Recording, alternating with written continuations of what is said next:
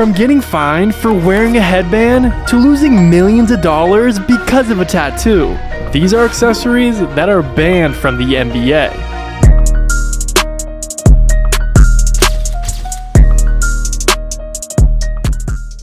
In 2018, a new style of headband would be showcased in the NBA, but this would lead to a ban no NBA fan would want. Players like Jrue Holiday, De'Aaron Fox, and Jimmy Butler would make them soar in popularity. They were quickly given the name Ninja Headbands and became a fan favorite, but the NBA left everyone with the same question. Why did they ban these headbands? Well, you see, the NBA was concerned with the size and length, leading the league to have multiple teams and executives calling them a safety hazard and unprofessional. Multiple NBA players and fans everywhere wanted their new favorite headband back. I mean, who wouldn't wear these things? But that's not the only headband the NBA had enough with. You see, the NBA forced their players to only wear the official NBA headband with their logo on it. And if you decided to wear a different style headband, you would immediately be fined. NBA players were tired of losing their money and following a strict dress code. So, as a way to stand up to the NBA, players started wearing their headbands upside down. This became popular around 2007, with Rajon Rondo being the main culprit. And he put his upside down headband on display for the entire world to see, because the Celtics would make the finals in 2008 and 2010. And on average, the NBA finals racks in over 10 million fans watching per game. So that means Rondo got to show millions of fans what he truly thought of the NBA. But it was the 2010 season when the NBA put their foot down. The league went directly to Rondo to tell him to stop disrespecting their logo and wearing it upside down. So instead of flipping the headband around, he would do what any of us would do and completely stop wearing a headband altogether. But headbands aren't the only accessory the NBA doesn't want their players wearing, because our next item gave players an unfair advantage.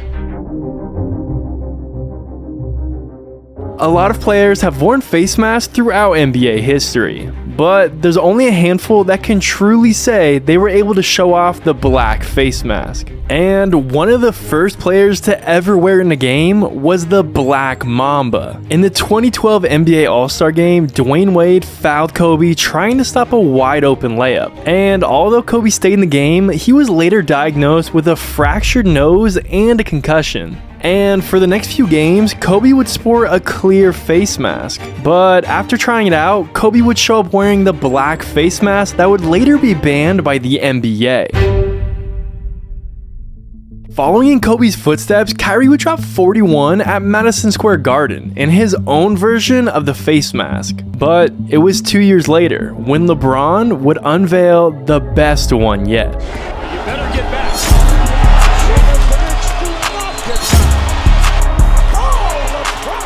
He would walk out in an all carbon fiber black mask, matching the Heat's all black uniforms. And although everyone loved the new black face mask, the NBA had enough of the new style. Just like before, the NBA was cracking down on stuff they didn't like. And the very next game, LeBron would show up wearing a clear face mask, ending the superhero black mask era. Everyone was wondering why the NBA would ban such a unique face mask, but technically they didn't ban it. The NBA just went to all the players who wore the black mask and requested that they switch to a clear one, because they thought it was an unfair advantage for the defenders not being able to clearly see their eyes. Plus, they didn't like that the refs couldn't see players' facial expressions. But because technically it's not a rule and the NBA didn't ban it, players like Joel Embiid are still able to wear the black face mask like he did last season. However, black masks aren't the only thing the NBA is worried about, because they also banned two of the biggest brands in the entire world.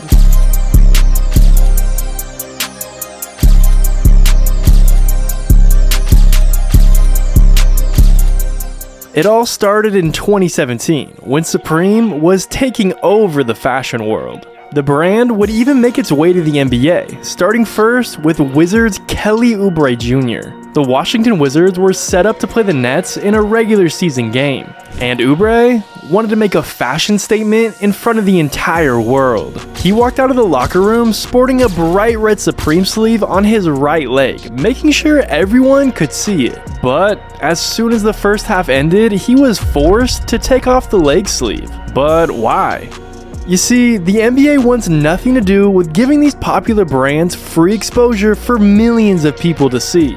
Not only is the NBA game on live television, but if Kelly has a monster dunk, he could go viral. And if he's gonna go viral, the NBA wants their logo all over him, not some brand they're trying to compete with. And when asked about the leg sleeve, Kelly Oubre Jr. said, "It's just something wavy, honestly. I don't know if it's too wavy for them, but I was just having fun." Kelly, I hate to break it to you, but I don't think Adam Silver knows what wavy means. Now, Kelly wasn't the only player who got in trouble for wearing Supreme, because what this next player did was way worse. It all started as J.R. Smith wearing a black Supreme sleeve on his left arm.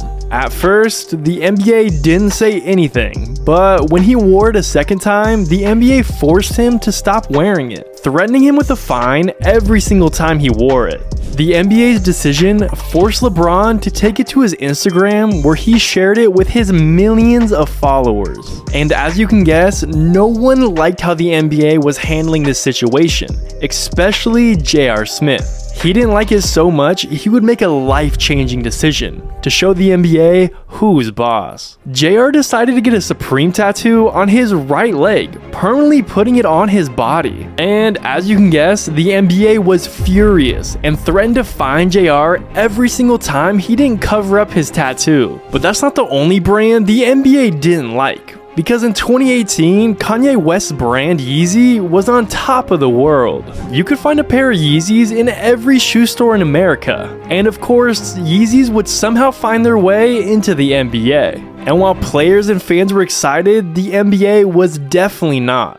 Yeezys were coming into the NBA at the perfect time. 2018 was the season the NBA lifted their sneaker policy. This would allow players to wear any color shoes and express themselves any way they wanted. So why were Yeezys banned? Well, the shoes had a reflective heel, and while it made the shoes extremely bright, the NBA was concerned the shoes would not only distract the players, but the fans as well. So the Yeezy basketball shoe was banned before it could even make its debut in the NBA. Now, NBA players make a lot of money, and they express themselves with expensive jewelry. I'm talking chains worth more than your entire house. And although they can wear all the chains and rings they want before the game, during the game is a completely different story.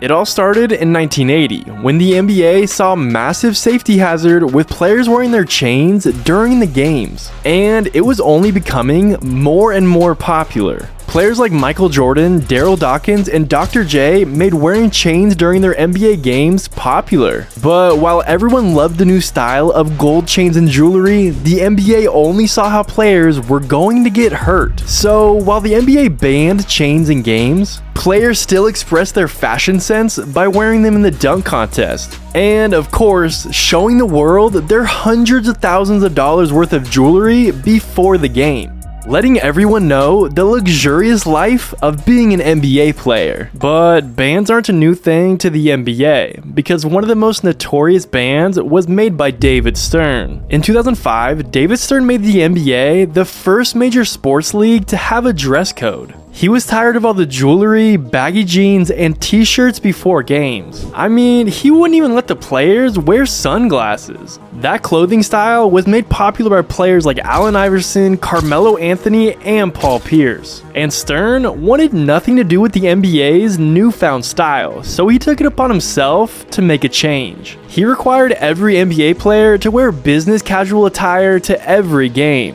And when players weren't listening to the new rule, they started receiving thousands of dollars worth of fines. Stern even came out and said if players are going to have a problem with the new dress code, they may want to think about their future playing in the NBA. If you enjoyed this video, you'll love this one. What it do? Sauce up on YouTube. You know I'm dripping, baby.